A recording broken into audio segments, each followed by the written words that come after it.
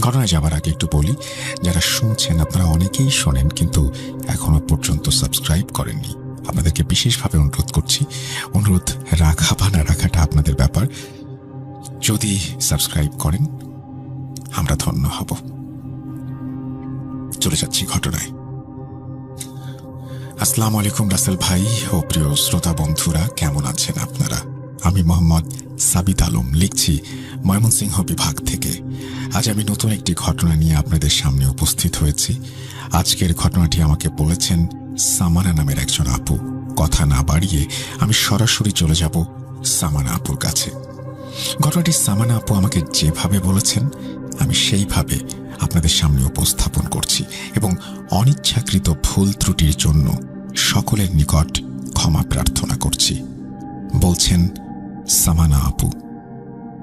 ঘটনাটি সেই সময় যখন আমরা রাঙামাটিতে থাকতাম।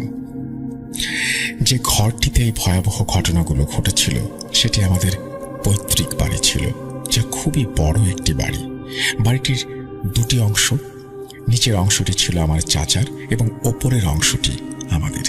চাচার অংশটি আমাদের থেকে সম্পূর্ণ আলাদা ছিল।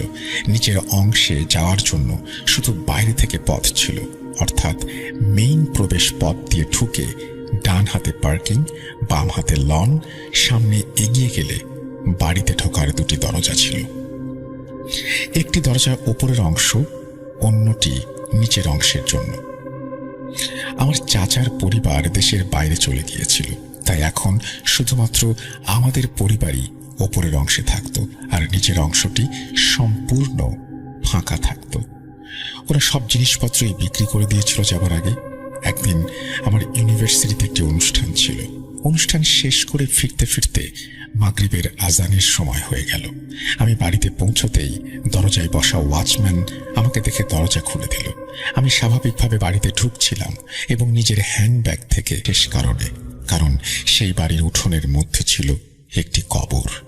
আমাদের মতো ছোটদের কাছে ব্যাপারটা ছিল খুবই রহস্যময়।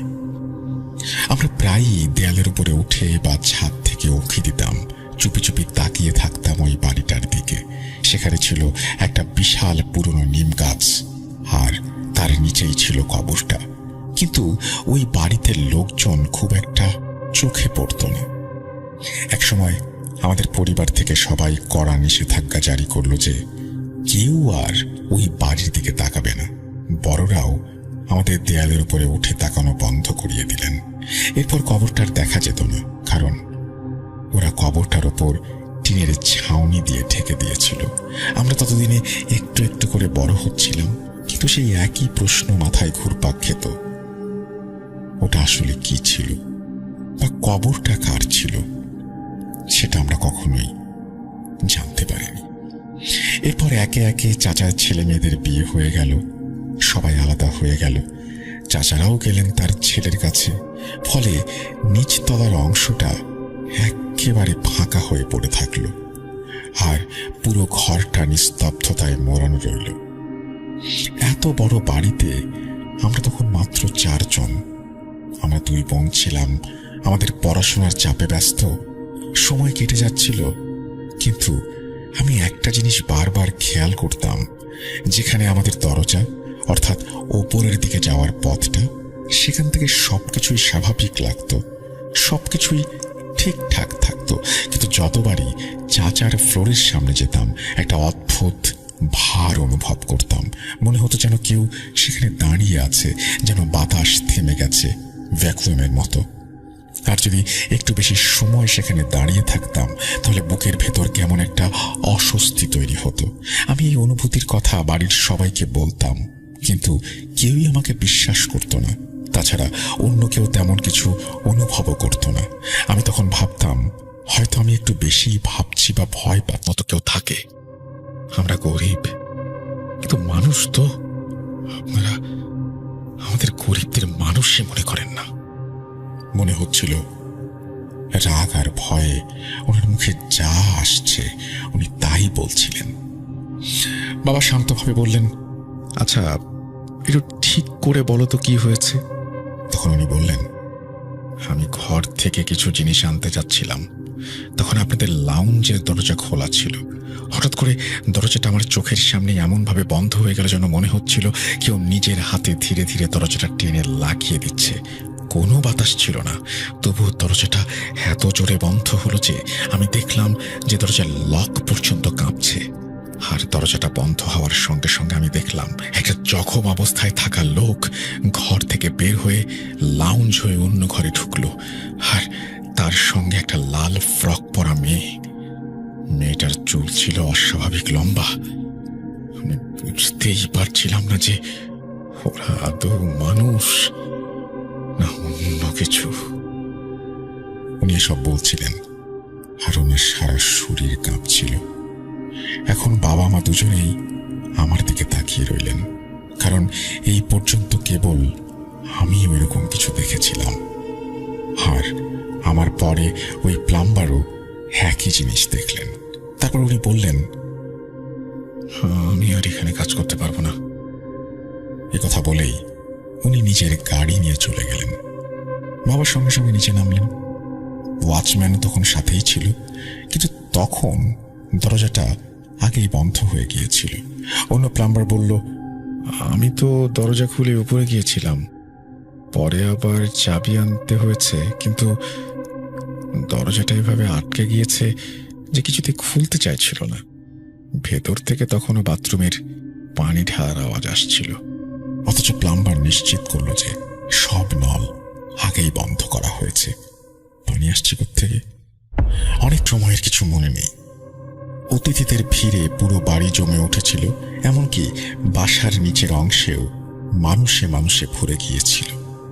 কিন্তু সবাই খুব স্বাভাবিকভাবে দিন পার করছিলেন। সবকিছু ভালোভাবে সম্পূর্ণ হলো। কেউ আর সেই মাথা কাটা ব্যক্তিটিকে দেখেনি। পরে আমার বাবা যখন ঘটনাটা একজন আত্মীয়কে বললেন, তখন উনি বললেন, হয়তো কোনো উড়ন্ত জিন ছিল, এখন হয়তো সে তোমার বাড়ি থেকে চলে গেছে, কারণ এর মধ্যে আর কোনো ঘটনা ঘটেনি, আর বিয়েটাও ভালোভাবেই সম্পূর্ণ হয়েছে। বিয়ের পর আমি দুবাই চলে এসেছিলাম। বিয়ের 15 দিনও পেরোয়নি। একদিন সকালে ছোট বোন কাঁদতে কাঁদতে ফোন করে বলল, বাবা আর নেই আপা, বাবা মারা গেছে। শুনেই মাথাটা আমার ঘুরে গেল। কান্না ধরে রাখতে পারিনি। সেই মুহূর্তে আমি খুব খারাপ অবস্থায় পড়ে গিয়ে তৎক্ষণাৎ দেশের উদ্দেশ্যে রওনা দিলাম। দেশে ফিরে জানতে পারলাম যে আমার বাবা নিচতলায় চাচাদের ফ্ল্যাটের এক রুমে মারা গিয়েছেন। কিন্তু প্রশ্নটা হলো, বাবা নিচে গেলেনই বা কেন? কারণ বাবা তো সাধারণত ওদিকে যেতেন না। আমাদের তো কোনো কাজই ছিল না নিচের ফ্লোরে। চাচা তো আগেই ওখান থেকে সব মালপত্র সরিয়ে নিয়েছিলেন। একেবারে ফাঁকা জায়গায় কারো যাওয়ার কি প্রয়োজন? সেই অংশটা শুধু সময়ে সময়ে পরিষ্কার করার জন্য খোলা হতো। চাচাকে বহুবার বলতে হয়েছে বাবাকে, ভাড়া দিয়ে দাও, ফাঁকা পড়ে আছে। কিন্তু বাবা বলতেন, ভাই আমি ভাড়াটিয়াতে ঝামেলায় যেতে চাই না। যাই হোক, গ্রামে গিয়ে বাবার দাফনের কাজ হলো। এরপর জানা গেল বাবার অভ্যেস ছিল ফজরের নামাজ পড়ে লনে হাঁটাহাঁটি করা। তারপর উনি খবরের কাগজ নিতেন আর ওপরে উঠে নাস্তার সঙ্গে নিউজ পেপার পড়তেন। সেই দিনও নামাজ শেষে বাবা নিচে নেমেছিলেন। মা নাস্তার জন্য অপেক্ষা করছিলেন, কিন্তু অনেক দেরি হয়ে গেলেও বাবা না আসায় মা বারান্দা থেকে নিচে তাকিয়ে দেখলেন যে বাবা লনে নেই। মেইন গেটও তালা বন্ধ। আর ওই দিন কাকতালীয়ভাবে আমাদের ওয়াচম্যানও উপস্থিত ছিল না। মা উদ্বেগ নিয়ে নিচে নামলেন। চাচার ঘরের দরজা খোলা। মা দরজাটা ঠেলেই সামনে দেখলেন বাবা নিচের সিঁড়ির গোড়ায় পড়ে রয়েছেন। আর এই সম্পূর্ণ ঘটনায় সবচেয়ে অদ্ভুত বিষয় যেটি ছিল সেটি হলো, চাচার রুমের চাবিগুলো তো ওপরে রাখা, বাবার কাছে কোনো চাবিই ছিল না। দরজাটা বাইরে থেকে লক করা ছিল। তাহলে চাবি ছাড়াই সেই দরজা খুলল কিভাবে? বাবার জামা বা পকেটেও কোনো চাবি পাওয়া যায়নি। কপালে ছিল একটা গভীর আঘাত, আর মাথার চারপাশে রক্ত ছড়িয়েছিল। হাতে ছিল ভাঁজ করা একটি নিউজ পেপার। একটা কথা আছে, মৃত্যুর কারণ যদি জানা যায় তবে মানুষ কিছুটা হলেও ধৈর্য রাখতে পারে, কিন্তু যখন কারণটাই স্পষ্ট নয়, বরং ঘিরে থাকে অনেক রহস্য, তখন আমরা কিভাবে ধৈর্য ধরব? মাকে সামলানো তখন ভীষণ কঠিন হয়ে পড়েছিল। তবুও যেভাবেই হোক আমরা দিন পার করছিলাম, কিন্তু সমস্যা হলো আবারও নিচের অংশ থেকে ভয়ঙ্কর বাতাসের আওয়াজ পাওয়া শুরু হলো। অনেক মানুষ এলেন, বাড়ি দেখলেন, বিচার বিশ্লেষণ করলেন, আর তখনই বোঝা গেল যে নিচের অংশটা কোনো এক অশুভ শক্তি বা কোনো এনার্জি দখল করে আছে। দরজা নিজে থেকে খোলা, মাথাহীন একজন মানুষকে দেখতে পাওয়া এবং একটি ছোট মেয়েকে দেখতে পাওয়া, তার সাথে এই সব ঘটনা শুধু আমি নয়, ওই প্লাম্বারও দেখেছিল।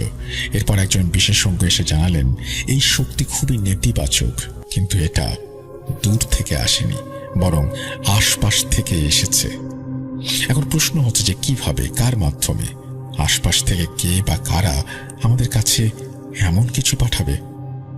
ঘরের কাছে কোনো কবরস্থানও ছিল না, না ছিল কোনো অনাবাদী জায়গা, কিন্তু বারবার কেবল একটা কবরের কথাই আমার মনে পড়ছিল, যেটা ছিল আমাদের ঘরের পেছনের গলির ভেতরের একটা বাড়ির উঠোনে।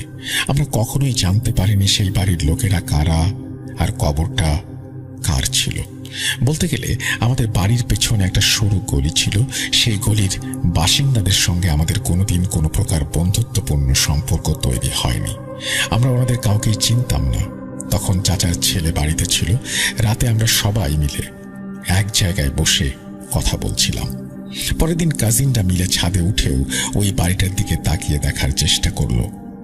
সেই বাড়ির দিকে তাকাতেই যা দেখলাম আমরা, একেবারে লাগোয়া আর উঠোনে বাঁধানো কবর। তখন আমরা আরো অবাক হয়ে দেখলাম যে আগের মতো সেখানে শুধু একটা কবরই নয়, বরং এখন সেখানে 3টা কবর। একটা তো আগে থেকেই ছিল, নতুন করে এসেছে একটা বড় কবর, আর তার পাশে একটা ছোট কবর। আমার খুব কষ্ট হলো, আমি খুব কষ্ট করে চারপাশ থেকে তাকিয়ে সব দেখছিলাম, কিন্তু টিনের ছাউনি থাকায় চোখে বেশ কষ্ট হচ্ছিল। তখন একটাই চিন্তা মাথায় ঘুরপাক খাচ্ছিল, এই মানুষগুলো কবরস্থান বাদ দিয়ে নিজের বাড়িতেই কেন দাফন করতে হলো? কেনই বা নিজের ঘরের উঠোনে লাশ মাটি চাপা দিয়ে রাখা হয়? আমার চাচাতো ভাই চারপাশ থেকে যতটুকু সম্ভব জানার চেষ্টা করছিলেন। জানা যায় যে কিছুদিন আগে সেই বাড়ির এক লোক মোটরসাইকেল দুর্ঘটনায় মারা গিয়েছিল।